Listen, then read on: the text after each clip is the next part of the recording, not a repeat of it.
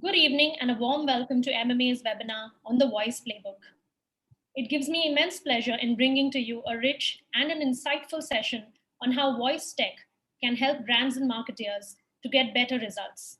I'm Namita Ved and your host for today. Today's webinar has been brought to you by MMA in collaboration with ISABA and powered by Slang Labs. I'd now like to introduce MMA India's country head, Moneka Khurana, to give her opening remarks for today. Over to you.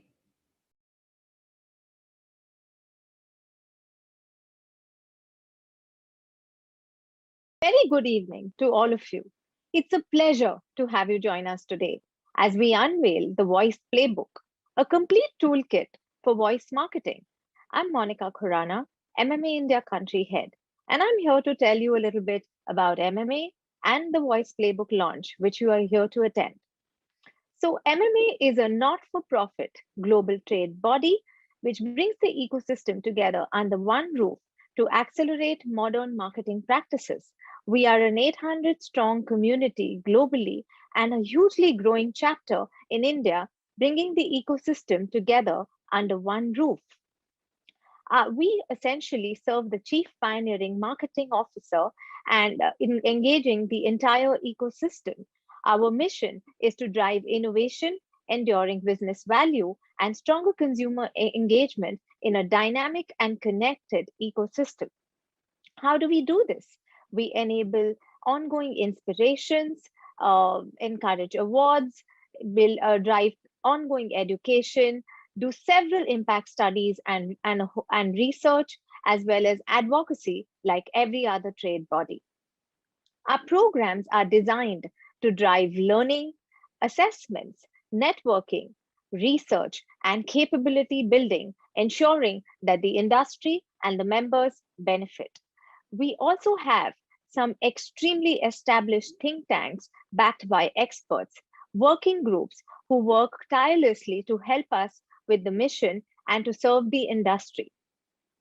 We are proud to share with you of our growing AMP community in India.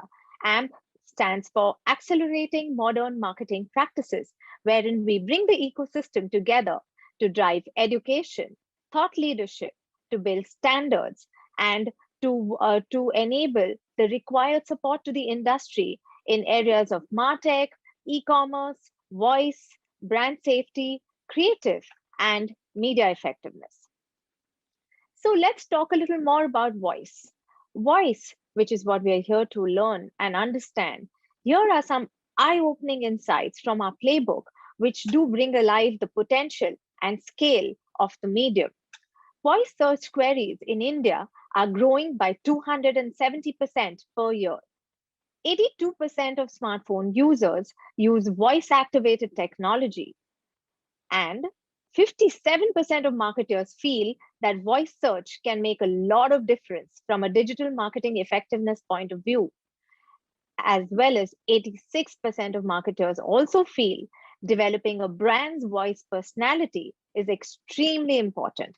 Hence, it's obvious for MMA to support and evangelize the medium by enabling leadership and building a neutral repository for marketers to better understand the dynamically evolving nature of voice marketing and bring continuous thought leadership, guidelines, use cases, and toolkits like the kind we're going to launch today to help and support the industry.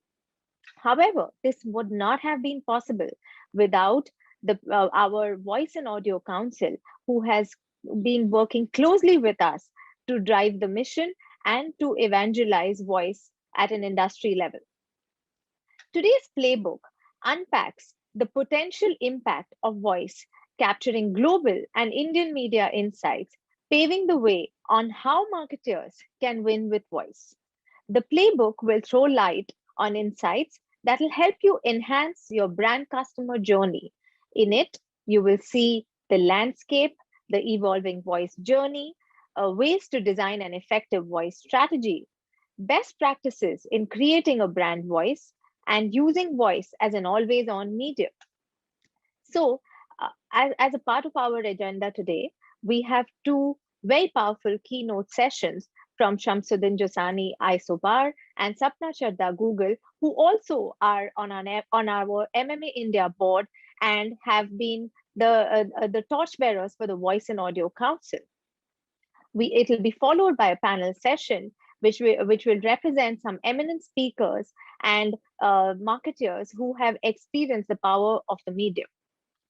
A special shout out to our knowledge partner Isobar and our presenting partner Slang Labs. So before we begin, let me quickly walk you through some do's and don'ts which can help you make the most of the session today. For any questions you may have for our speakers, kindly type them into the speaker questions section. For a good view of the webinar, ensure you're in full screen mode and viewing it from the desktop. If you are on your mobile, make sure that you are viewing it in an auto rotation mode. Do also remember to follow us on our social media handles to remain updated on more about voice and several other modern marketing practices which MMA evangelizes on an ongoing basis. You can click on the QR code to follow or like us. Also, April is a month where we're evangelizing modern marketing with the help of our AMP community in various key areas such as MarTech and e-commerce. And do not forget to block your calendars for some valuable learnings on topics which are hugely powerful in MarTech and e-commerce. So with that, let me hand it back to Namita to start the proceedings of the day and to unveil the Voice Playbook. Have a lovely evening.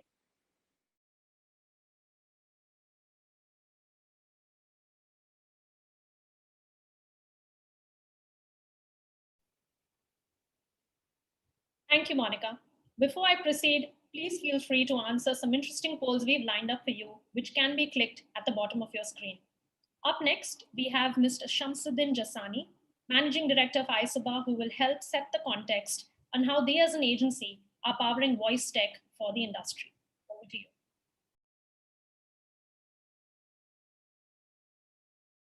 Thanks for introducing me and calling me on this amazing platform. Just a brief in terms of, and you must have heard it from Moneka as well. As a part of MMA, what we are trying to push here and what we're talking about today is voice and audio as a platform, and how voice and audio are really taking over in the context of India, in the context of marketing, but more importantly in today's world, where I think it's extremely important in the post-COVID era of how are things shaping up and how are things moving much more quickly, and how voice and audio are slam bang in the middle of this revolution that's happening. And what we've done is that we've created this charter of the Voice and Audio Council. The Voice and Audio Council has some amazing people behind it, both from practitioners, from technology providers, from marketers to brands and agencies who are supporting this revolution and are part of this revolution. And today we wanted to just share with you what does this entail and what do we feel and why do we feel that voice is going to be so critical as we go forward. I call it the revolution of voice, which is going to change both India and Bharat. And why I say India and Bharat is that the revolution of the past 1.5 years has not just touched, the voice revolution has not just touched urban India, but more importantly, the hinterland, the insides of India. And especially because of the technological change over the past 1.5 years, where Hindi has become very critical as a part of the voice revolution.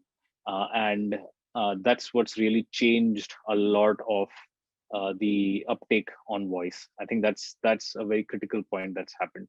And I think me personally, and I think I as Isobar and as MMA, we've tried to kind of demystify this. We've tried to at large understand what's happening with the people who are consuming and who are really using voice as a platforms, and how can marketers, brands and businesses really take advantage and really jump into this and then see what voice can do for you. The revolution has started about 3 to 4 years back, I think.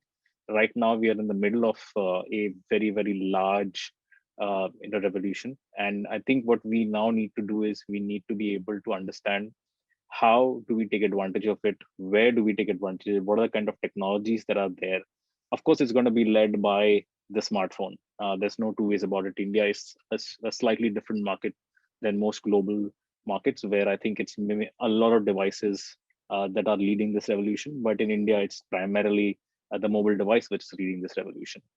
So I'm wanted to invite you on this journey, the journey that we will be taking today to demystify what voice marketing is all about, what audio is all about, and how are different technologies really helping us and helping humankind really take advantage of voice. Voice is not only going to touch marketers and advertising. I think it's going to touch human behavior and how it's going to evolve and change human behavior. A very small example I would like to give is of my 6-year-old son, who I say is going to belong to the voice generation and not the touch generation. He is just so easy and adept at all the technology around him. All the TV, all my televisions, all his devices are connected. He does not use the search function on them. He just goes and speaks into either the remote or the phones, and he gets an answer. So the experience needs to now evolve around how are you going to use voice to be able to kind of interact with your surroundings, interact with devices around you, rather than just a touch screen. So that's really what I think is going to be critical. And for brands, marketers, and businesses, how am I evolving my experiences so that I'm involving voice at every stage of my experience, and I'm making sure that because of voice, which now has unlocked huge potential, because I think India as such has some media dark areas which are not touched by the English language, which are a problem with literacy. With voice, you're unlocking that potential of millions and millions of Indians who can now interact with just using their preferred language and just using voice. So I think that's really critical. And today, what we're trying to do is really lay out a foundation with the report that's coming up, with the people who are speaking today, with some examples that we want to bring alive today of how voice is really taking over. And as MMA and as Isobar, we're very proud of what we have done so far. But we're looking at all of you guys to work with us to really elevate voice in India and take advantage of it. I would like to now hand over to Gopa, who's now going to present the voice report. And the voice report has been done in collaboration with Isobar and MMA, and presented by Slang Labs. So I think that's very awesome. On to you, Gopa.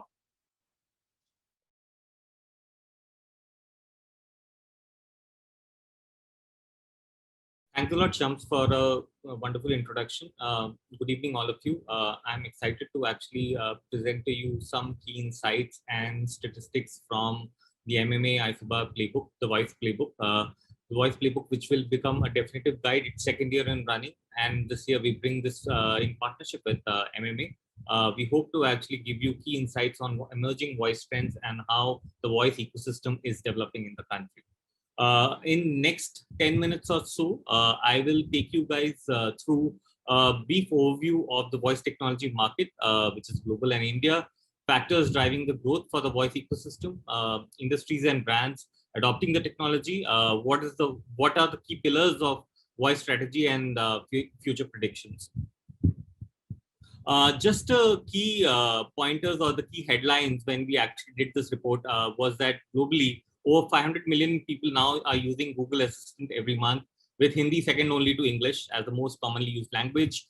We are also finding multi-language acceptance with regards to voice. It's actually going 3x faster than typing. And there's 270% year-on-year growth in the voice search, which makes India the first and the largest voice first market. It will soon be one of the voice first market. From a journey point of view, if you see, it's been growing at 16.8% CAGR overall, and 50% of searches are estimated to be voice-based, based on different research. This one by American analytics company, and 20% of queries on Google currently, at least in India, are actually being driven by voice searches. And APAC is actually driving this growth. If you see, US has been the largest market over the last 2-3 years, but the growth in the Asia Pacific region has been actually phenomenal, and the adoption of voice actually has been in a faster pace, specifically in India and around the APAC. And this holds a tremendous opportunity for marketeers as well as for the overall voice ecosystem in the country. With regards to India, I think India is already ahead of the curve. Voice has emerged as a preferred way for Indians to search, browse, and communicate. There is a 40% projected growth for the country alone, and 20% of the searches are already done in voice. If you see, 70% of new internet users in India are actually choosing to consume content in native language, thus giving good impetus and push to voice, because we believe that people will skip typing and will start talking in their language to on voice to actually communicate or get to apps or do any kind of utility. And again, 60% of users of India are interacting with voice assistants on smartphones. Again, India primarily being a mobile market and the internet, primary access of internet being on a smartphone. This is a very important number. And if you see, that primary adoption of voice is being fueled by smartphones in India. And the factors which are driving the growth, apart from the explosion or the usage of smartphones and internet penetration, is one of enhancing customer experience, which every brand or every product or services wanting to actually do or deliver. Second is increasing demands in contact centers. Again, looking at how consumer opinions are actually shaping up their preferences and buying patterns, and again, letting businesses know how to actually start personalizing and providing proactive services. Similarly, again, BFSI is the leader in using voice. So voice helps us to actually have a very secure transaction as well. So these are broad growth areas. Obviously, there are other factors which are given in detail in report once one goes through it. And if you see what are the industries who are adopting voice as an ecosystem or voice as a platform, primarily it is BFSI, consumer electronics, e-commerce, automotive, retail. Interestingly, government and defenses are also using voice in a major manner. And again, health services is also very important part of the overall voice ecosystem. If you see, in India, largest share in the voice market has been driven by BFSI and consumer electronics, and health. Because of the pandemic and other related reasons, we believe that this sector will actually be the next sunrise sector with regards to how voice is being used. There are many examples in India how brands have started adopting voice and how voice platforms are now being actually activated. It can be through a simple IVR to virtual assistants through Alexa, Google Assistant of the world. And there are examples, multitude of brands, how now they've started experimenting with voice. So again, I think this ecosystem is developing, and this system, the voice ecosystem is for the future. And we see more and more brands jumping into the bandwagon to start using it and interacting and engaging with the users.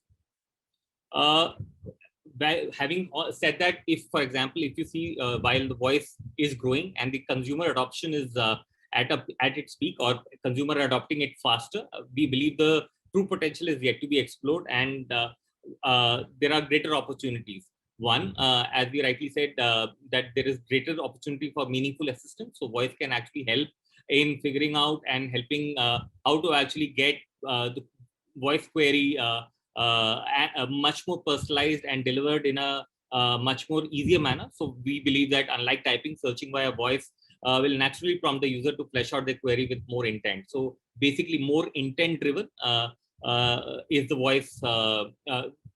If you start using voice, it will be more intent driven in that sense.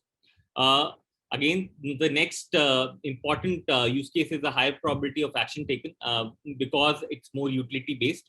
Again, according to research and specifically Google, majority of users turn to voice device to multitask. So there will be multiple voice devices or present, and people are able to actually create specific needs and try to actually see how we can actually use those voice for utility. For example, Domino's have created services from which consumers can order pizza, or Whirlpool has actually created voice settings to be adjusted through voice commands. So you can actually change settings with voice commands on their appliances.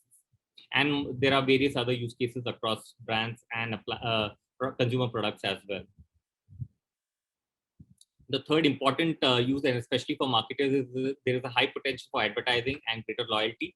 We believe that the search in voice-based recommendations will be more and more as we move forward.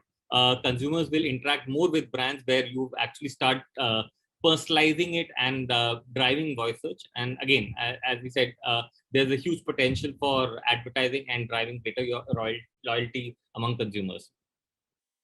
And there is greater engagement with conversational marketing. If you actually start using voice and if you are able to create a good narrative, consumers start interacting intentionally with brands and much more natural way. So the flow of communication is also conversational, hence driving more engagement. It lays a foundation for marketers to build more personal relationship and authentic experiences with consumers and buyers at large. There are three pillars of building voice strategy according to us. Again, the details have been actually enumerated in the voice playbook, but just to give you a broad flavor of that, there are three phases from discovery to amplification. And in each of the phases, marketers or people who are actually looking to develop a voice strategy should be focusing on each of the pillar and try to develop, right from optimizing content for voice search to building a brand, giving your brand a voice personality, making voice core to your customer experiences. And the last but most importantly, how you can create monetization opportunities with visuals and voice, how you integrate voice into your overall digital strategy and overall marketing strategy, and how you are able to actually segment customers. All of this is part of how you would actually try to drive your overall voice strategy. And as I mentioned, more details are given in the report. And if you would want to actually just have a sneak peek in terms of how the future is for the voice ecosystem and how it is supposed to be developing, there are key futuristic trends that we see. One is that we see interactive voice ads coming in, which will again increase or encourage personalized audio ad activations, passive content consumption to vocally opt in to hear more about brand messages. Again, very important for marketers. Taking voice ads on the go, which will expand not only from smart speakers and phones, but into all devices with microphone access.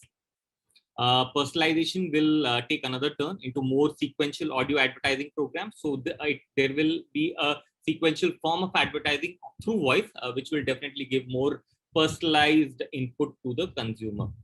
And voice to become standardized feature on all new appliances. We are already seeing that trend where right from fan to any appliances, everybody is actually trying to integrate voice to become a standard feature.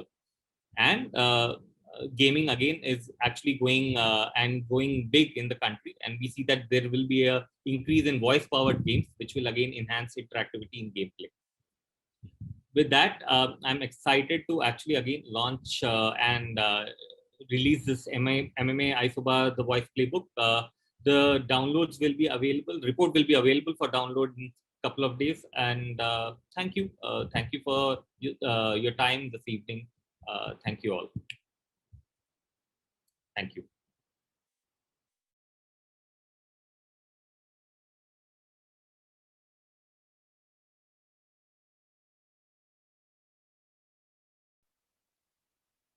Thank you, Gopa. Indeed, a very insightful presentation. Attendees, do tag us on social media handles. MMA APAC is how we are present on LinkedIn, Facebook, Twitter, and Instagram. Moving on, we're very excited to introduce our keynote for this session, Mrs. Sapna Chadha, Senior Country Marketing Director, Google India and Southeast Asia. A voice enthusiast herself, she would take you through her presentation on how voice is truly changing the user experience and how marketers are leveraging it in India. Over to you.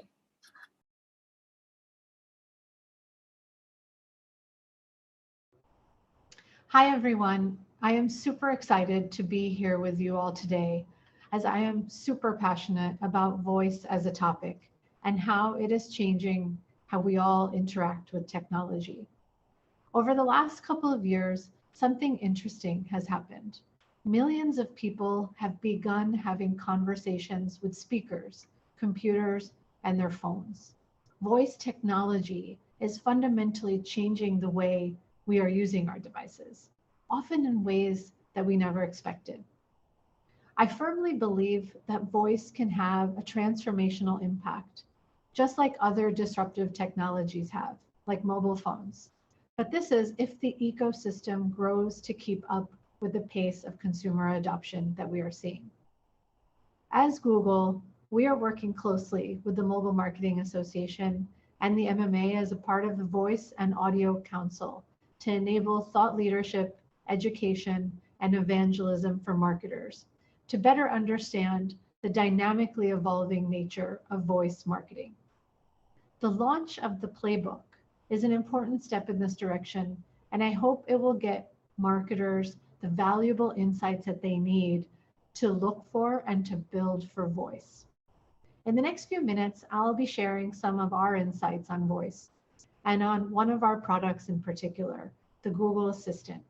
I'll share what we've been seeing, some trends in this space, and why I'm excited about voice as a marketer. As I've traveled around India and spent time with users across segments, a distinguishing factor has been the usage of voice to access the internet. We launched Google Assistant less than 4 years back in 2017. And since then, we have seen its unprecedented growth, particularly in India. In fact, India is one of the biggest markets for voice and for the Google Assistant globally.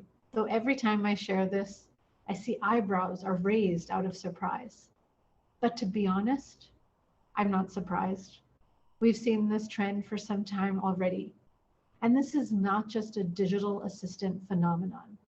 Voice is emerging as a preferred mode for input on products like search and YouTube and across the ecosystem. Voice is becoming the preferred mode for how people interact with technology. As Google, we are seeing almost 3 times year-over-year growth for search voice queries in the market. 3 times. It's not every day that you see trends that grow by 3x. Similarly, we're seeing people searching for their favorite content on YouTube via voice. So this is a trend that's largely unique to India, but this is like it's unparamount anywhere else in the world. And I want to talk about why this is happening. Why do we think that there is this huge adoption of voice that's different than the rest of the world happening right here in India? Well, the way we see it is that there are 3 key drivers of voice adoption. 1, there is an inherent user need to adopt voice. 2, there's an ability to access voice easily. And 3, there's the ecosystem that will drive the adoption. I'm going to share the what and the why we think consumers are adopting voice, because it's clear that voice solves a core user needs. But at the same time, there are some challenges we still need to take on in the ecosystem. We're not where we need to be, and we're going to need to invest together to really take advantage of this consumer trend that we're seeing. Because building consistent experiences, ensuring ease of use, connecting the dots between products and experiences is the need of the hour. And so I'm excited about today's event in particular for this reason. And I'm gonna love to discuss how we as an ecosystem can lean in more as we feel that there's much that we can do together. Okay, let me go a little bit back. And what I shared was that there's an inherent user need from our consumers that we see in India. Let's discuss why are Indians adopting voice. The way Indians have leapfrogged desktop and adopted mobile phones is how we are seeing users leapfrogging, typing, reading, and they're now adopting voice. Who wants to type when you can use your voice? We always want easier experiences, and that's what we're seeing, is that there's this jugaad playing out. Why do something that's not the easiest way to go about something? And so one of the most exciting things that we've witnessed about digital assistants is that even though the assistant is a new technology, it's incredibly easy to adopt. There's no user manual needed. People of all ages can use it across all types of devices and in many different geographies. We're seeing this across the country. And because of this, we're finding that the Google Assistant and the users that are using it are defying the early adopter stereotypes that we typically believe exist. There's a huge uptick in how new internet users, people that have just come online, for examples, are using the assistant. And we're seeing that women, seniors, these are some of the fastest growing user segments for the assistant. India is a mobile first country, and we see most of our usage of voice and assistant coming from mobile and coming from smartphones. As a group, we are very receptive to adopt the latest in technology, and we are also superbly comfortable with talking to a phone when it helps us get things done. We love efficiency, and voice is also 3 times faster than typing. It makes it easier, especially for multilingual users in India who need to use complex keyboards to usually input. And so voice is that form of jugaad that I mentioned. It's a great hack to ease experiences for our users. Our vision as Google is to make the assistant more naturally conversational. And we want to make it assistive to do more and to get time back. Now, all of this is possible only because of machine learning and the AI engine behind it, and specifically what we call conversational AI. You should be able to have a conversation with technology just like another real person and be able to continue a conversation without having to give certain commands like "Okay, Google" with every query, and expecting it to remember the context of your past query. This is like having a conversation. That's why we call it conversational AI. And this is not a phenomenon that's restricted to a few languages. All languages are adopting voice. We're seeing in India, vernacular users are adopting voice. In fact, 70% of current internet users in India prefer vernacular languages like Hindi, Tamil, Marathi when they're using their voice for input. For them, voice is way easier than typing, as I mentioned earlier. We know that the Indic keyboard is complex, many alphabets. It needs to combine letters and roots separately. English has 26 letters, but Hindi has more than 50. So this makes it, even more cumbersome. And so when we see the rise of vernacular internet users and non-English users using voice for input, it is not surprising. We're also seeing many use cases adopted, from asking basic information on people, asking for weather, news, cricket, to complex queries like recipes, directions, and traffic updates. Entertainment is always big, playing your favorite song, asking for videos to be played, asking questions regarding actors, movie, and more. We see some of the same trends that we see on Google search playing out on the Google Assistant, and where people are using their voice to ask questions. And we see lots of fun queries like, "Will you marry me?" being asked to the Google Assistant. Google has received more than 4.5 lakh marriage proposals in India alone. But this phenomenon is just getting started. We are at the tip of the iceberg. As more and more Indians get online, buy their first smartphones, or get on 4G and 5G, we believe that we will see an explosion in voice usage, not only with new internet users. Even existing users that have been using technology for time will adopt smart home devices in their home or figure new ways to get things done and to get time back using their voice.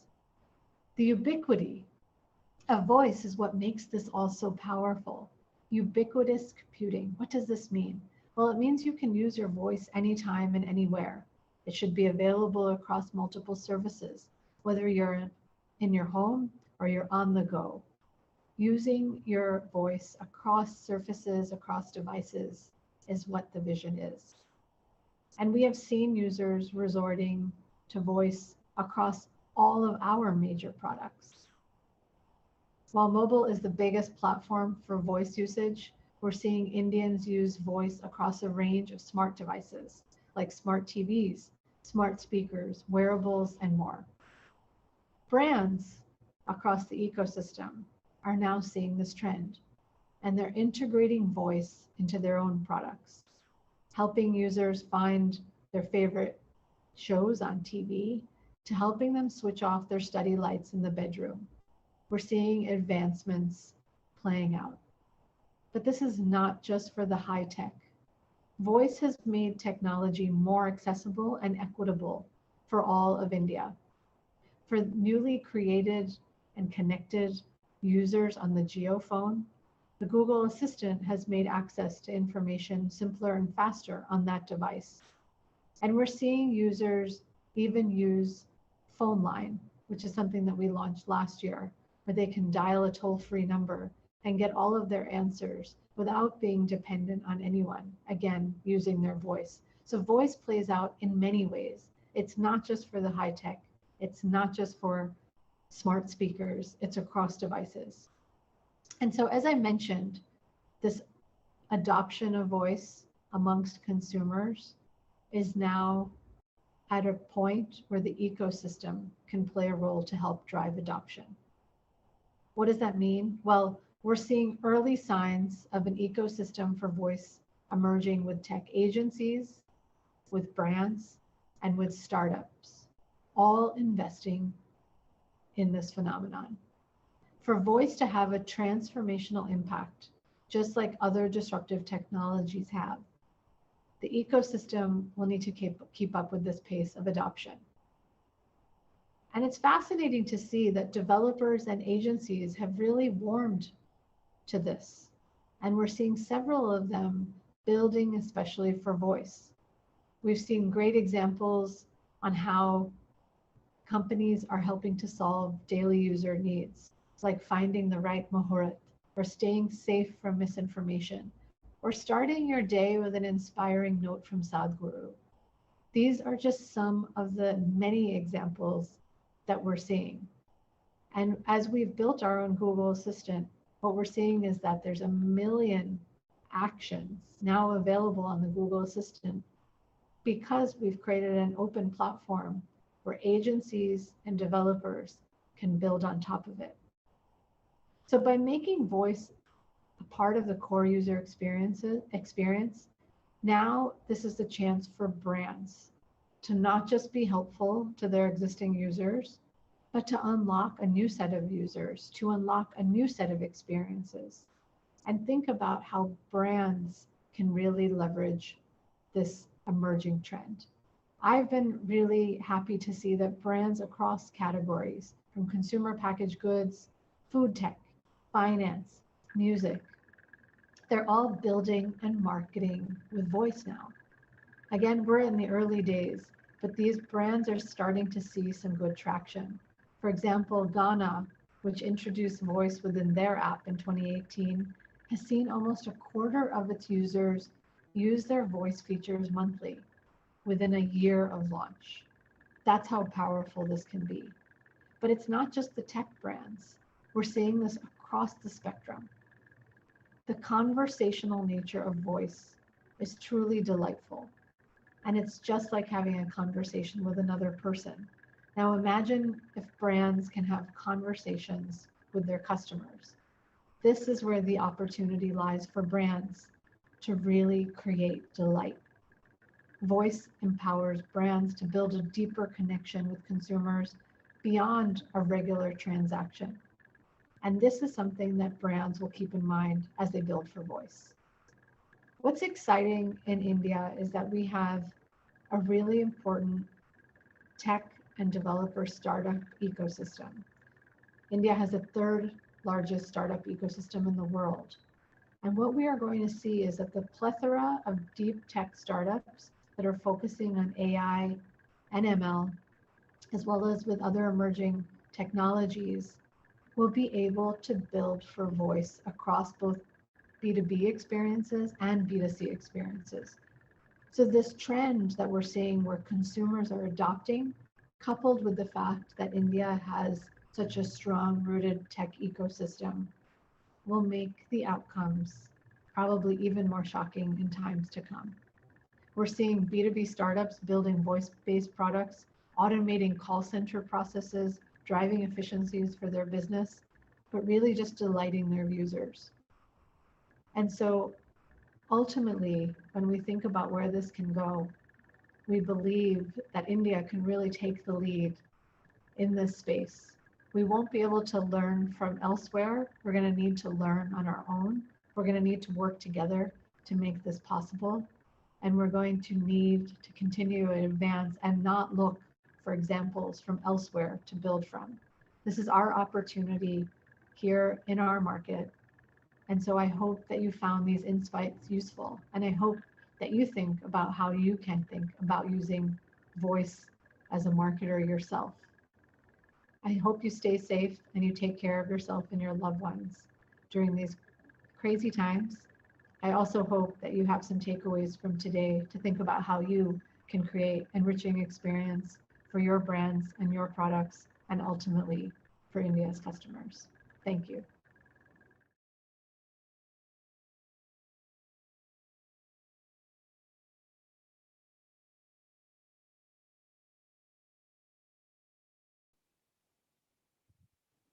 Thank you, Sapna, for a lovely presentation. Attendees will get a copy of these presentations from today. Special shout out again to iSuba and Slang Labs for collaborating with MMA on launching this voice playbook in India. Coming to the last portion of this webinar and a very important discussion led by industry experts, this panel discussion will enlighten you on the state of voice in India, use cases, predictions, and key trends. Reintroducing Gopa Menon from iSuba as our moderator of this session. Joining him, we will have Anjali Krishnan, Consumer Experience Lead, India and Bangladesh, Model India. M.V.S. Murthy, Head Marketing Digital and Corpcom, Tata Mutual Fund. Virginia Sharma, VP Brand Solutions, JioSaavn. And Kumar Rangarajan, co-founder and obsessive director, Slang Labs. I'd also request Gopa to showcase the poll results before we begin the panel discussion. Over to you, Gopa.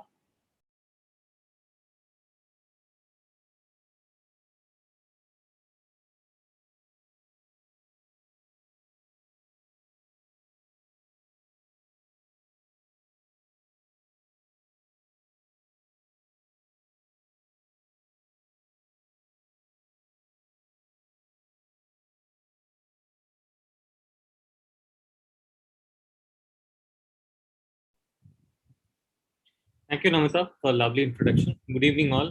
We have esteemed and exciting panel of speakers to discuss the voice ecosystem and its growth and potential in the country. And I'm excited to hear their observations and views as we actually move into the panel discussion. Before that, I need to give you the results for the online poll that we ran during the webinar. First of the question was, what percentage of Indians use smart speaker? The responses have been overwhelming on 45% in terms of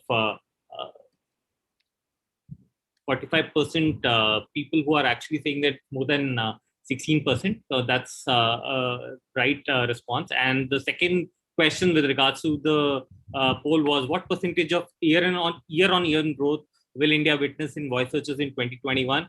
While the poll estimate says 200, while the correct answer is greater than 250%. So thank you all for your response. And now we move into the panel discussion.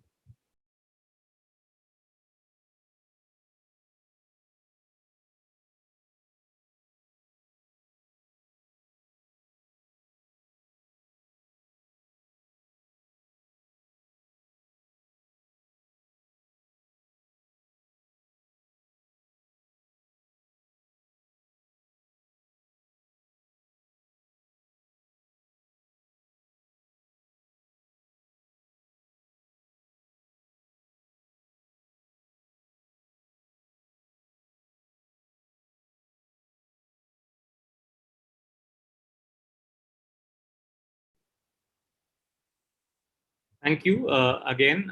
Thank you all panelists to actually take on time and be part of this discussion for voice ecosystem in the country. How is it actually moving forward? Would love to actually hear your observation and thoughts. Before I deep dive and start shooting questions at you, just wanted to highlight certain numbers which through the report, basically again, as I said, 270% year-on-year growth on voice in India, Hindi becoming second only to English with regards to the language of choice for people.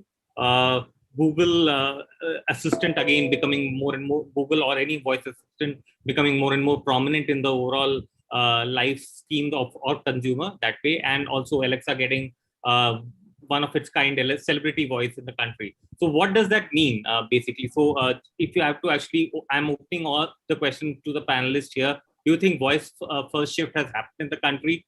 And if yes, what are your observations and what are your thoughts there? So, Anjali, if you would like to go with first.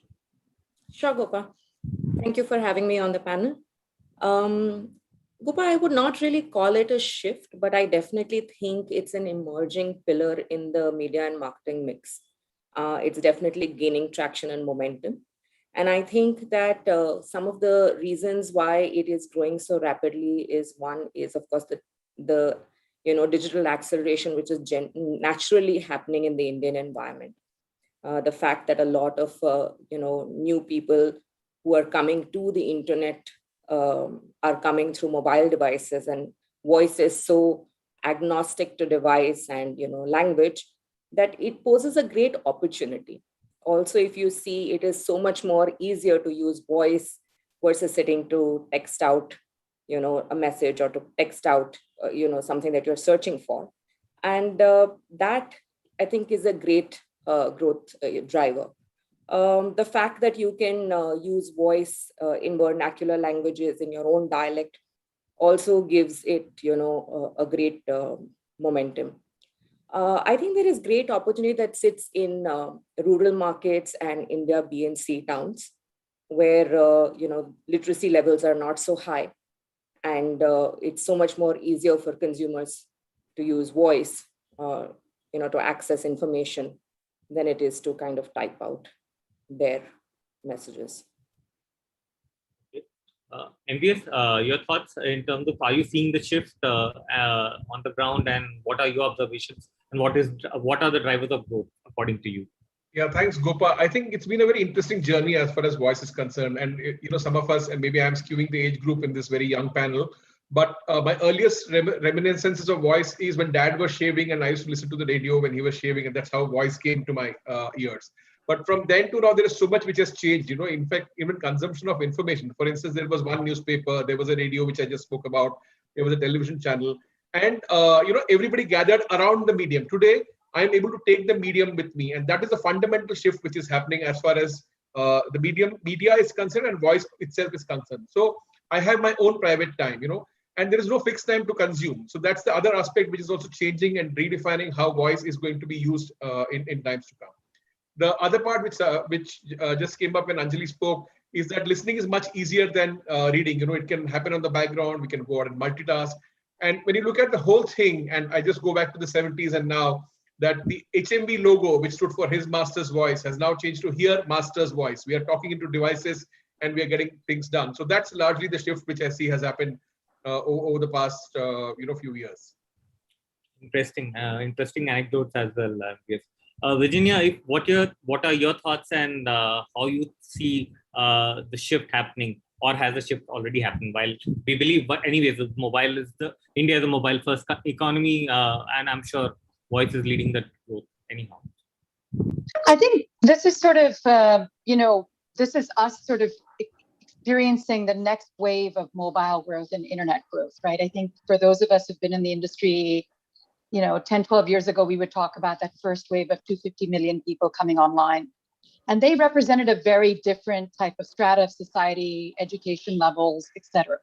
This next wave that's coming online, and Sapna alluded to this, right? The next 500 million people, almost 500 million that Geo has brought online is very different. And, that's one of the reasons why, we've actually got voice as a default search option on GeoPhone. I mean, that should say something, which is even the product design is set up for a very different type of user. And I really think about the opportunity for digital marketers is really, we always talk about on the screen. We spent the last 10, 12 years, really improving our on the screen HTML5, making it more usable, more mobile friendly, think mobile first. I really talk about this as beyond the screen, right? Beyond the screen is exactly what, Murthy mentioned, which is, everything that we're doing when we're not actually looking at the screen, which is a huge amount of time now, right? In fact, we're looking for reasons. And also beyond the metros, which is what Anjali was saying, right? So beyond the screen, beyond the metros is really where that opportunity lies. And I think that, looking at our own data, we've seen almost 100% year-to-year growth in terms of voice search on the platform. And I would say JioSaavn represents a lot of that sort of next wave of user, right? So a lot of them are geo users. So I think that's a good sign for us that it's here now. But you're talking about 500 million people. So this is just scratching the surface. True. Kumar, your opening thoughts on how the voice ecosystem is developing in the country?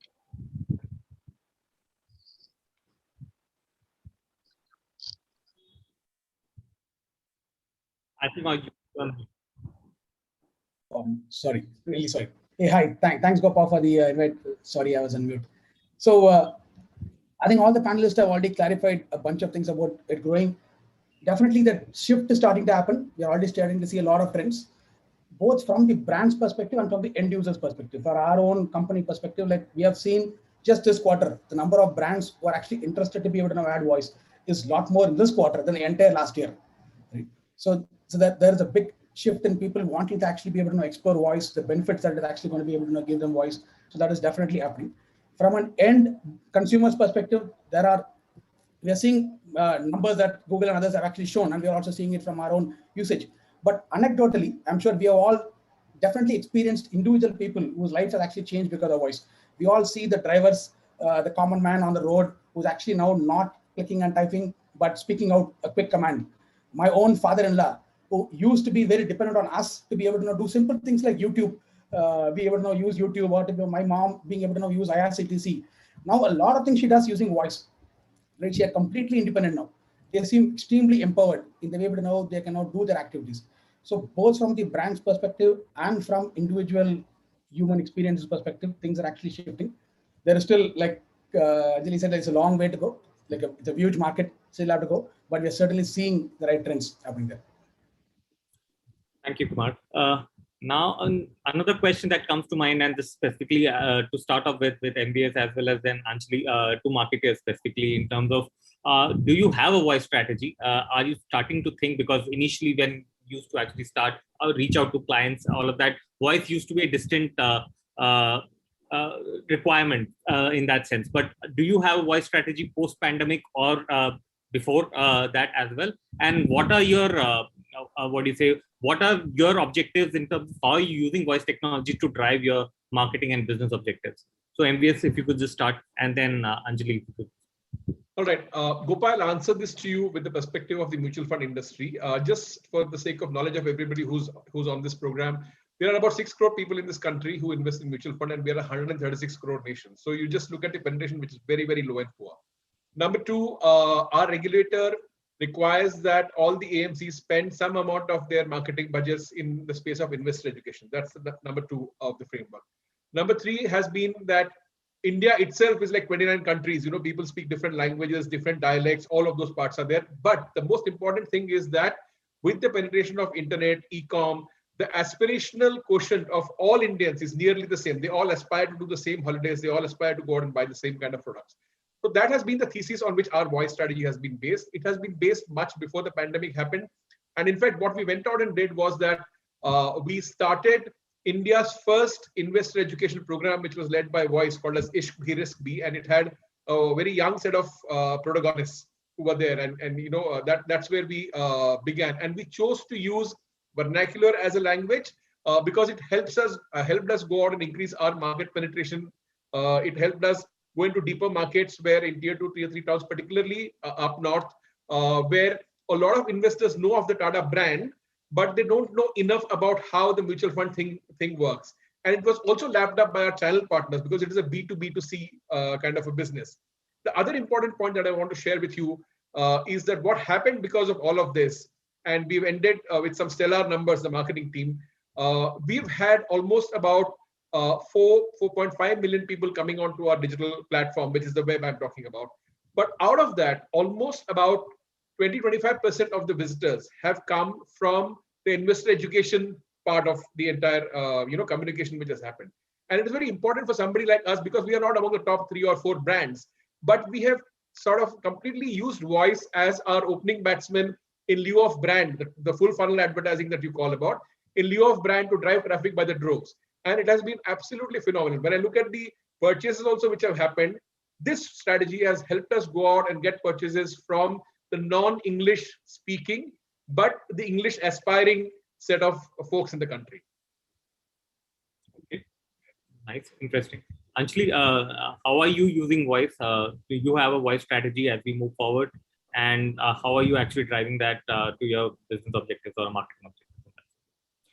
So Gopa, quite honestly, if you ask me, do I have an independent voice strategy? We don't really have that, but we believe that as an organization, we have great consumer centricity, and therefore wherever the consumer goes is the place that we go also. If voice is an emerging trend, we will be there. When it comes to voice, we are experimenting currently with a lot of our brands. And our strategy focuses largely on using voice and audio technology to drive engagement with our consumers and do brand building. Most of our communication is focused on driving brand awareness, and voice becomes, a natural augmentation to our digital mix. We have run a few campaigns very successfully targeted at, digital native audiences, the youth audiences using voice, and we found that those are extremely successful. A few campaigns that we have run in rural also, but to be quite honest, we are yet to find scale and to find what is the right way to do deployment of voice in rural markets. We are learning as we go along. Having said that, I think we are acutely aware that voice has a much larger potential to do, relationship building with our customers, drive more personalized experiences with our brands, and maybe at some stage even drive commerce for us. Interesting. Voice commerce is again one big thing that is actually coming up, and especially in India, I believe that will be again a monumental shift in terms of how actually people do commerce in that sense. Thank you. Virginia, again, as a leading platform, audio-led platform where audio-based ads are anyways gaining popularity and people are engaged, how are you how are you seeing the space evolving, and how is JioSaavn actually using voice tech ahead for your brands and marketers at large, and how you see that actually shaping up? Thanks. I think from a JioSaavn point of view, we've been on this ship for a while, right? It was the first platform to come pre-enabled with the Amazon Echo. It's been a few even when Amazon Echo was launched in India, it came pre-installed. And I think that was sort of an indication pretty early on for us that that's going to be the future, because music is a use case, or music search is like the most common use case, right? I think many of us sort of rely on that. Our household runs on voice-activated music searches.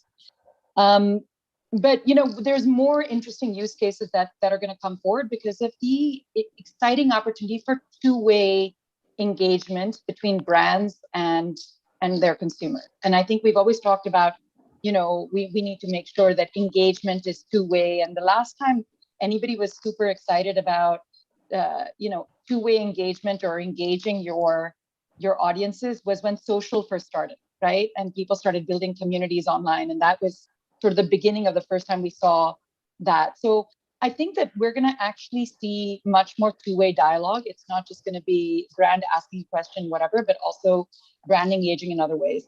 The most important thing, though, and I think Anjali mentioned personalization. So obviously that's there, right? I ask for what I need, is actually the idea of consent, right? And I think one of the things that's happening in the country, especially when you're coincidentally getting an SMS for a biryani discount when you were just talking to your mother about what was for dinner tonight, and I'm just going to order biryani and magically I get an SMS for a biryani discount. This whole appographic targeting thing is a little creepy, right? And I think it's putting people off. It's not a great experience when you don't know how your conversations are being used. So this idea of actually responsible voice, which is first and foremost brands actually asking for consent on, how the information that they're hearing is going to be used, is going to be massive. And I think that a lot of the products that need to be built needs to build that upfront, because I think that if we don't actually build that layer of trust in the medium, people are not going to activate their voice devices. They're going to turn their mics off because people don't trust how those conversations are being used. So I think that's going to be very interesting for brands, which is how does this represent their commitment to respecting, essentially user privacy. And I think there's going to be brands that are going to gain a lot more trust because of voice, and there's going to be brands that are going to actually lose trust, depending on how they build out their voice experiences. Yeah, I think a very good point on trust and how data is being used, or how data is being used by various platforms. Yes, I think that as the industry grows and as the medium itself actually grows, I think there needs to be guidelines for that as well as we move forward. Kumar, your tech company, again, you are exposed to different sectors, different companies coming to you, or brands coming to you for voice-led solutions. Please help me with what are the kind of sectors that you are pretty much actively involved, and the kind of platforms that are being actually being asked by brand marketers or other like-minded people, generally in terms of who are wanting to get into voice. Sure. So the thing that we see areas that is actually where there's a lot of voice pickup is, one is in the in-app experience. Like, because voice, when we now start to see it, it is voice available multiple modalities, as like these platform players where like Alexa, Google Home kind of ecosystems where you can add voice, your brand can be inside them. Versus brands already have an existing digital asset, which is their apps. Inside those apps, how do you now simplify the user journey even further by using voice, and then even make them multilingual? So even if the app itself is in English, how do you allow them to be able to speak to their own languages and then get that? So that domain of adding in-app voice assistant is an area that we see is definitely growing significantly in the last few years. And the domain, the sectors under that where we see a lot more specific growth is definitely the area of e-commerce, like voice commerce, as you also, retail e-commerce especially, retail e-commerce, even specifically grocery and other active pharmacy, those kind of areas are actually growing even more faster. So you see Flipkart added their voice experience, Amazon added their voice experience into their app, Big Basket customers have been adding, P&G with whom we are working are adding, Udan. So a lot of players are actually now adding this experience inside their e-commerce operations. Right? The other sector where this also seems to be growing quite well is in the travel sector. The travel sector itself got hit during the whole COVID situation. But this is the time that some of them are actually taking the time to actually fix up their experiences for the end users, and actually adding voice as they now try to penetrate into the tier 2, tier 3 market. They want to be able to make the entire travel journey, because ticket booking is actually a fairly complex process. There are a lot of fields to be entered. It's not one single text that you want to be able to enter. So how do you make that experience as easy and as simple? So those are all areas and sectors that is actually growing. And from a tech perspective, what we are, the challenges they're actually sometimes I see, it's like it takes a lot of time for them to be able to build those experiences. Because one of the challenges with voice is like, for a brand to be able to invest, to be able to add these experiences, it takes a lot of effort. Right? It is not, because this is a fairly new effort, your existing engineers and existing tech talent might not be able to add this as well as you can, because it's not a slapping on a blind voice experience onto your app. Right? It has to feel very native and natural. So that is an area that brands like us, we essentially is what focusing. We actually have launched a new platform recently called Slang Convo, which allows brands to be able to add these in-app voice assistants like in a matter of day. Right? It all pre-built voice assistants that are available for a specific domain. You just slap them in, you pick what use cases you want, just add them in. So those are all things that we're seeing. Interesting. My follow-up question to that was, is it as complex as it is made out to be? So, and because it is complex, or it seems like it's complex, our marketers or people trying to are not keen to actually get into that entire bandwagon. That is very true. That is actually we see as one of the big reasons for why there is always a delay, waiting for someone else to do it. Like Flipkart, when they added voice, it took them 2 years to be able to add a voice assistant into their application. They had to acquire a company separately to be able to add them. Jio, similarly, when they added JioMart, took a lot of time. Even smaller brands, when they want to add it, it takes them a lot of time. because the kind of skills that you want to be able to now add a proper voice experience is quite complex. Right? So that is where what we are seeing is like, okay, now when a brand tries to add it on their own, it takes a lot of time, but they use prepackaged ready-made voice assistants, which are now evolving. It becomes a lot more easier. But that actually is a one big challenge. Like the fact that it takes a while for you to be able to now add these experiences and make them actually pleasant to actually consume. This actually brings to another question in terms of measurability. As you are actually starting to use voice more and more, the next question in terms of is how you end up measuring voice. What is it will be guaranteed, or what will it be actually termed as success for any voice-led activation or voice-led strategy? M.V.S, if you would want to actually go on that in terms of how you actually start looking at measuring voice from a execution point of view. Right, Gopa. So what we did was that so far on the podcast that I mentioned to you about we have kept it very nice and quarantined. It works in the space of investor education. So I'm able to attribute how many impressions have happened to the program, what is the number of streams which have happened, how many unique users have heard it, what is the amount of time that we are into season 2 now. Season 3 will begin, as a matter of fact, and there are 10 episodes in each season. How many unique listeners have heard it? What are the kind of conversions which are happening? I'm able to track it through and through. And I also look at it from the fact that, where are my business numbers coming in, which get attributed to this investor education program. So that in summary is how we are exactly going out and measuring it. I'm sure there will be gaps in these measurements also, because you might have heard it sometime before and then you would come back. The other thing which is happening for us is also that since it is a B2B2C business, a lot of our channel partners are taking this voice property and sharing it with their consumers, saying that Dekho Tata Mutual Fund ne ye naya program banaya. And it's a very nice narrative. If whenever you have time, listen to it.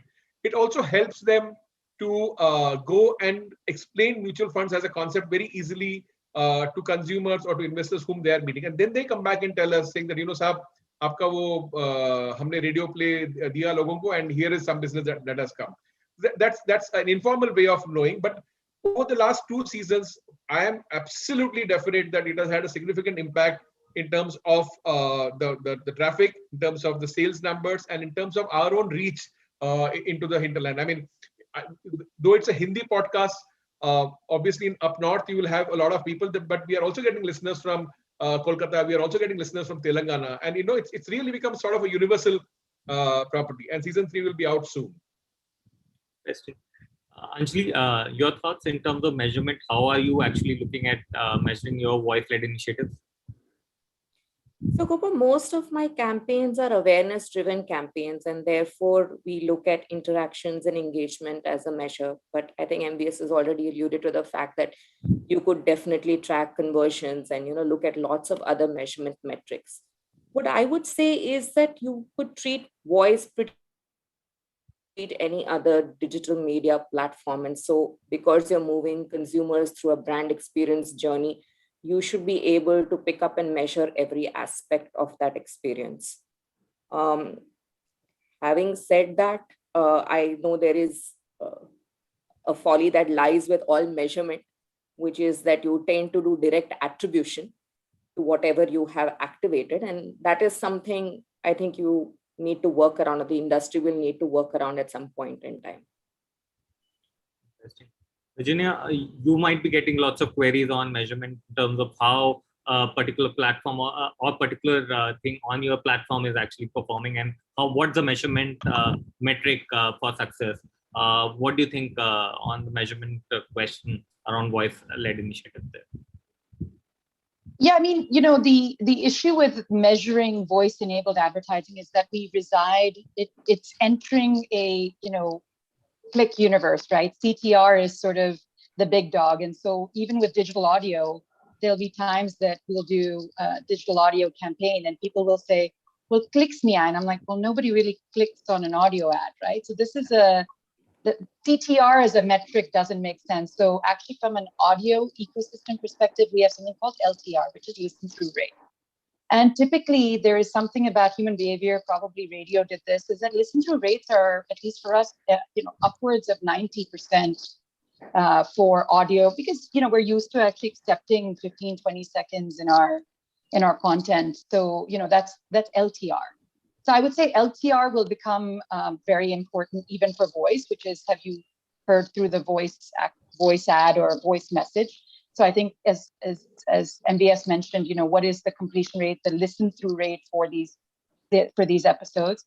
But then, it goes back to what Sapna said at the beginning, which is anytime that you're solving an inherent, I think she used inherent user need, your brand becomes useful and valuable, right? So you have to measure brand association because you've made life easier. Like, I think that, someone mentioned, their parents now are able to use voice to be able to watch something. Permanently changes their relationship with that service, right? So I think they have to measure brand association, LTR. I also think that there's going to be emerging metrics because this is what is the engagement with the voice ad and what is the engagement with the brand after the voice ad. So you can easily say yes and no to a voice ad. That's a metric, right? Somebody took an action. But when I say no, I don't want that pizza, if you only measure whether somebody bought a pizza or not, you're not accounting for the fact that you've moved an entire experience online. So this ability to have sort of the engagement metrics at two levels, I think will be really interesting. So I call that the engagement with and engagement after the ad kind of metrics. So those are the four: brand association, listen through rate, engagement with, engagement after. I mean, who knows, right? People will still ask for CTRs. We just have to train them differently in this world. Interesting. One of the follow-up question, or the second last question before we actually open it for the Q&A. Any interesting case, Anjali, that you want to talk about that you would have actually implemented recently, and you want to talk about your voice-led initiative or anything which you would have done? Yeah, so we partnered recently with Google to use the assistant for one of our brands, 5-star. The proposition of the brand is that it's such an immersive eat experience that when you're eating the brand, you can basically get lost and do nothing. So we were trying to promote do nothing on the platform. And we used the Google Assistant to activate the do nothing mode where you could talk to the assistant and say, okay, Google, eat a 5-star. And then you could ask it a question and it would give you these really witty, humorous answers that were in the space of the brand. I think it was extremely successful as a campaign for us. It was a first for us. We had about 3.9 lakh users who experienced the bot both in English and about 50K in Hindi version. We had 5.2 million messages that were sent out in English and about 750K messages in the Hindi version. There was an average time spent of 108 seconds with the bot. But I think more importantly, we got picked up organically by a lot of international tech forums and tech influencers. And it helped us garner a lot of earned media without actually spending a dime on it. So great experience that was. I saw that. I definitely saw that and I loved it actually. So thank you. Congratulations on that. Kumar, any interesting case or interesting implementation that you're doing, which you can talk about from a case point of view on voice? Sure. So I can't mention the company names, but I can mention the approximate. Yeah, obviously. Yeah. So in the area of retail assistance, so we Voice Commerce, a large grocery player, digital player. So they added voice inside their experiments as part of a pilot. So what we noticed is one of the things that the number of the stickiness of the experience. People once they use voice, they kept coming back to voice. 27% of the people, once they use voice, they do not go back to touch. They are existing touch users. They end up using typing, but then once they have used voice, they end to stick onto that particular. That was an interesting observation. So that was it. And then the number of searches that they did, the average number of searches that people did actually increased. The voice cohort is a non-voice cohort. So that was another thing. So essentially, which meant that more products got discovered during people who are actually using voice versus the people who are not using voice. So this is actually people who actually had a positive voice session, not negative voice session. So even that actually went up. Another one where we were working with another interesting use case was a recruitment, large recruitment company, where they were actually having people when they enroll, they have to fill a form. There are like a lot of input fields that they have to be able to fill. So one of the primary thing was to be able to now look at the conversion of like how many people actually went to the end of the form with the voice and non-voice coding. So the conversion ratio was still not so much big between the voice and non-voice coding. But what is interesting was like the richness of data that people actually provided. So in a non-voice cohort, people would skip certain fields in the middle because it felt like, okay, I have to now type in, I have to do a lot of work to be able to give the data. The moment you give them a voice option, the richness of the data that they provided actually went up significantly. Right? So actually was like 17% growth in the richness of data they were actually able to get. So similar things that we actually saw. Another interesting one was like a travel use case where when they now used voice, people were not able to now, they would actually end up calling the call center for, hey, I'm not able to now, because they end up making there's a lot of rural usage in the when they enter city names and train names, and they actually had a lot of spelling mistakes. They end up not getting the right results. They'll end up calling the call center. And the call center ended recommending them to use voice because now with that spelling mistake issue is not gone away. They no longer have to depend on your spelling. So these are three interesting use cases that we saw. Great. M.V.S, apart from podcast, any other initiatives that you are working on or you have done recently around voice? Yes, Gopa, we are at a very exciting moment in time as a company. We had launched a bot by the name Mr. Simple. This was last year. And the bot has resolved about 6.5 lakh queries, which are all text-based queries, which it has done. And you can just imagine 6.5 lakh queries multiplied by 5 minutes at a call center, which is your net talk time and not waiting. It's huge amount of time saved. Yes. Now that bot is going to actually help you talk into it, which is speaking, we've been talking about it.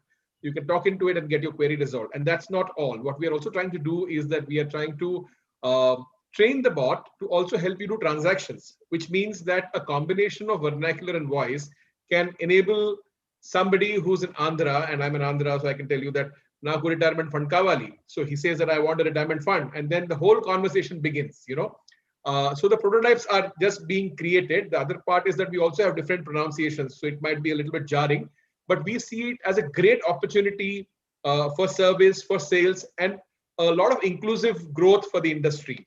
Just to add one point, when you look at the BFSI space particularly, this is a very important development because when you look at our journey, we have moved from Dhan, which was wealth, which everybody had, to Jan Dhan. Digitization helped us get all of it into a formal ecosystem. And now we are moving into Jan Nivesh. So how do you get a lot of India to go out and start investing in places which will help them create wealth for themselves?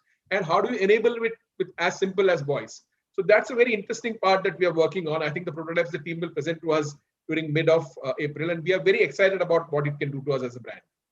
Interesting initiative. I'm looking forward to actually seeing how it actually comes to life. We're almost at the end of the time, but just a last question to all the panelists. And to start off with Virginia, if you could actually take this up. What are your three key predictions on how the voice ecosystem will evolve in India and in 2021 and beyond? Thanks. So I think first one is that voice will really be sort of an irreversible trend. And I think Kumar was mentioning this. Once people experience a service through voice, they're not going to go back to touch anymore. It's a one-way street. So voice will become the new touch. I think the second trend that we see is that voice activated ads, we're going to get used to talking to our ads and engaging with our ads and giving feedback. I don't like this ad. I want to buy this. It's a whole relationship with turn the ad off. This is crap. All of the good and bad of advertising will come out in that conversation, which is a good thing. And it's going to be personalized and it's going to be a great feedback mechanism. I think the third one is that the future of branding strategies, because voice still is ultimately a medium that sits behind, there will be a sort of a sonic element to it. I think right now, this idea of brands being very visual and ethereal, this idea of actually addressing, sonic identities. And I think when you think about the brands that stay with you for the longest, you remember what they sound like. And this idea of adding that as a part and a component of, I know what my brand looks like, I know what my brand makes people feel, but do I know what it sounds like? It's not something that's automatically built in. So when you think about the brand assets that are delivered when you're a global company into the regions, you will have to give them, an audio sound. You can't just give them a banner or a design guide. You will have to give them a sound. Like, are we more peppy? And so that's going to be a new opportunity for agencies to build an in-house brand strategy and managers to build that skill. Great. Anjali, your thoughts on the trends and what future holds for voice in India?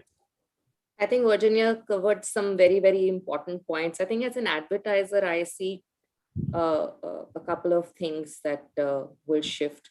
Definitely as brands, when we put out content in this space on digital for our consumers to, interact with our brands, I see voice becoming exceedingly important in, driving that engagement, and therefore more content in that space. Today, we don't plan voice content specifically on brands. And the other thing is, I'm also looking at voice as an opportunity to drive business. So definitely looking at it as a driver of commerce in the long term. That's great. Kumar, your thoughts? How tech and voice will actually start playing more and more important role, and what's future looking like according to you? Sure. So I think like in our what we see is like in the e-commerce segment, you will now start to see a lot more apps that are now having voice. Today, voice is typically like a search bar. There's just a mic button inside a search bar. That's a maximum of a voice usage that most brands end up doing. But voice will now become a two-way street where you can speak to it. The app will also speak back to you, and then to be able to give you a guided experience of to be able to take you into the app to a much more deeper engagement with the app. With voice-driven engagement both ways, voice input and voice output both ways, and it will be multimodal. So because it will not be like a voice only driven, it is like voice, visuals, and the screen, everything all working together to be able to now do that. I think that's a trend I'm sure that we're going to start seeing more and more. From a tech perspective, what we expect to see and things like what we are also doing is to be able to now reduce the challenges for brands to be able to now integrate voice significantly. Right? One of the big brand challenges, like if it takes a lot of effort, if it takes many months to years to be able to now add a voice experience to your app, and it is an experiment that are actually running because you're not very clear about the ROI, then it's actually going to be a detriment to most brands to even try it out. So voice assistant as a service, where essentially it's not just voice as a service, but the entire platform as a service, the entire experience as a service will now start to evolve. So where in a matter of days, brands can now add voice into their apps and to experience this power in a full-on fashion and to be able to see whether voice is actually beneficial for them. So from a tech perspective, that trend will now start happening. So where voice assistant as a service will come. I mean, brands can integrate voice like in a matter of days. M.V.S, your thoughts on how the future holds for voice and how you think the ecosystem will evolve?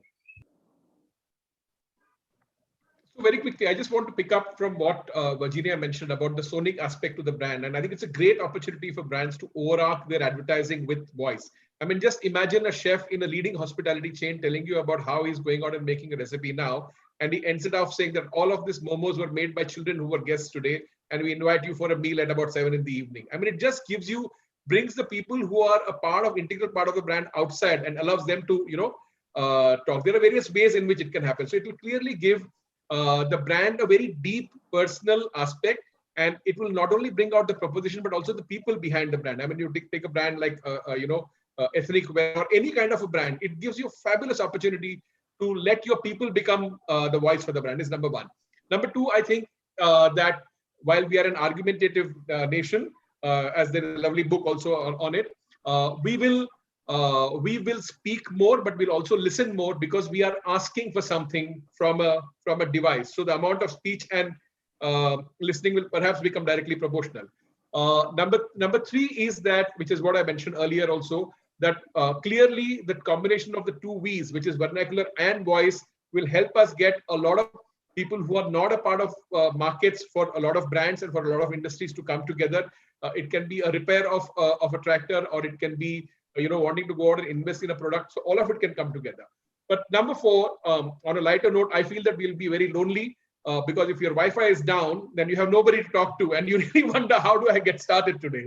So that's the flip side of voice, but I think it's a very exciting time. Interesting. I'm just I'm just opening up for the Q&A, basically from a question from the audience. One of the question, and I would like M.V.S to actually start. is that what would be a recommended approach when one is looking at integrating voice for a BFSI sector? So I'll tell you what, you need to figure out what is the purpose of voice. So if I stay with the example of mutual funds, I can use voice to allow my fund managers to speak about the new financial year which has come up. I can go out and use voice for an investor education program. I can go out and use voice to onboard customers if you have developed the capability of speech to text and text to speech. So there are various ways. So you need to figure out how it can happen. The most important part to know is that fundamentally it is very easy to talk than to fill up a form, or than to come to a branch, or than to sit and read reams of performance reports. So if you have figured that out, then you start thinking about how do I ease the entire process, and that's where the whole starting point is.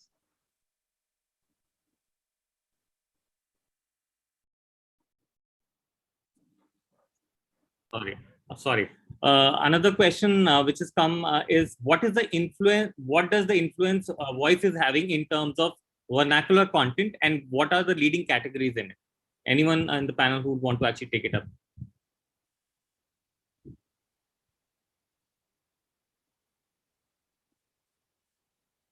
I mean, I can just largely, I can't speak to categories, but based on our geophone data and vernacular sort of search continues to be the #1 kind of vernacular use case, followed by music and followed by text message. So when we look at that, so vernacular and those three is what we're seeing. No, I also again want to go back to a point, Gopa, which Virginia made earlier. About 10-15 years back, we were thinking, where are the next billion internet users going to come from? But look at the change now as marketers. We're saying, where is the next 500 million users going to come from voice? And it really tells you about how it is going to expand. And if we are, as marketeers, waiting for some category to take off and then we will go out and do, then we are missing on two counts. One is that we are not innovating. Number two is that our consumers are moving much more faster, and they'll just drop off your brand, saying that, okay, these guys are not ready as yet. So it's not about which category or whatever. I think fundamentally it's a way of communication. We communicate through voice. So the whole question is that as a marketeer, do you want to leverage this, fabulous wave which is coming your way to, just get your brands closer to your consumers? True, M.V.S. actually. And last question, and then we close. Has COVID surged the usage of voice integration for brands? Anjali, has pandemic or has COVID actually taken that, has given that impetus for voice integration? And if that is a yes, why? Or how are you doing that? I would definitely say that it has opened up the opportunity, and that's because people are spending so much more time at home and with their devices. So there is definitely a surge of interest in this space. I wouldn't say that it is only linked to the pandemic. I think it's also linked to the natural adoption of voice as a medium of communication by consumers, and more so from consumers who are the Gen Z, who are coming directly to digital, via their mobile phones. It's just a generation that has grown up on digital and grown up on this way of communicating. So it's that much more easier for them. Great. I think we are pretty much done with the time. Thank you. Thanks a lot, everyone, for a wonderful discussion. And over to Namita for your closing words. Thank you. Thanks a lot, everyone. Thank you, Gopa. Thank you.